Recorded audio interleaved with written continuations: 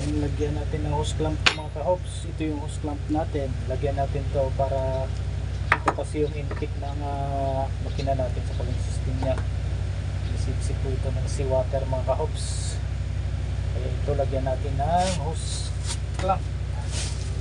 Seal. Ito yung diskarte ng kaibigan yung madiskarting mekaniko o all around mechanic. Talagang nakalutang tayo kasi nasa boat tayo. Malapit na, abangan nyo na lang pag na-sit up na ng maayos to.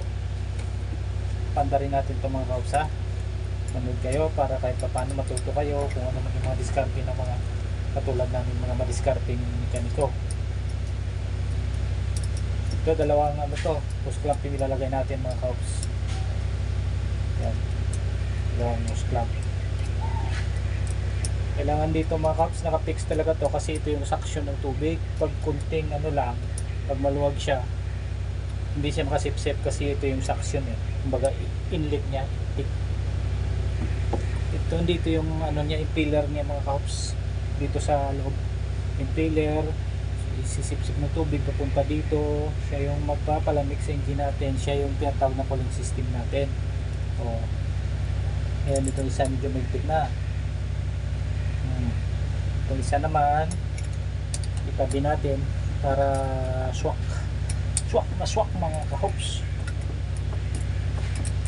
Ito yung impeller natin para sure tayong hindi mag-overheat yung engine natin kasi hindi naman ito talaga yung formal na ano yung natural na washer mga ka-hops. Ito ay isang boat kaya nga lang pina-repair yung washer natin kaya dito muna temporary para makapag tuloy-tuloy ng operation kasi sayang din naman na hindi siya magamit.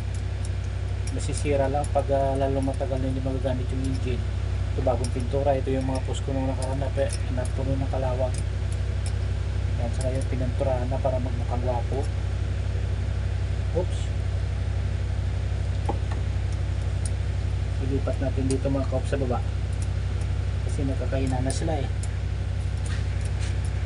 Kaya abangan nyo na lang, stay tuned na lang, subaybayan yung mga video ko mga kaopsa para ma-update kayo.